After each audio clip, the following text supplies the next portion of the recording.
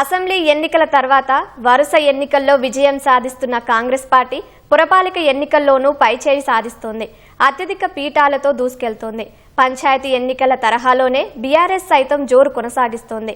పీఠాల్ని సైతం కాంగ్రెస్ దక్కించుకుంది. ఇప్పటి వరకు వెలువడి ఫలితాల్లో 55 మున్సిపాలిటీల్లో పాగా వేసింది. 12 మున్సిపాలిటీలను బీఆర్ఎస్ కైవసం చేసుకుంది. జోగులాంబ గద్వాల జిల్లాలోని వడ్డేపల్లి మున్సిపాలిటీని ఫార్వర్డ్ బ్లాక్ దక్కించుకుంది. నారాయణపేట మున్సిపాలిటీలో బీజేపీ అత్యధిక వార్డులో విజయం సాధించి ముందంజలో ఉంది. ఆదిలాబాద్ మున్సిపాలిటీలోనూ బీజేపీ అభ్యర్థులు అత్యధికంగా కొనసాగుతున్నారు. బైన్సాలో ఎంఐఎం అభ్యర్థులు ముందంజలో ఉన్నారు.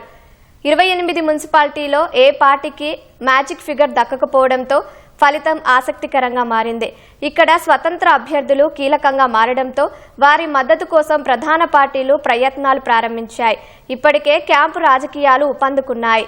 మరో 20 మున్సిపాలిటీల్లో లెక్కింపు కొనసాగుతోంది. రామగుండం, నల్గొండ, మంచిర్యాల కార్పొరేషన్ల పీఠాల్ని కాంగ్రెస్ గెలుచుకోగా కొత్తగూడెంలో కార్పొరేషన్లో సిపిఐ ముందంజలో ఉంది.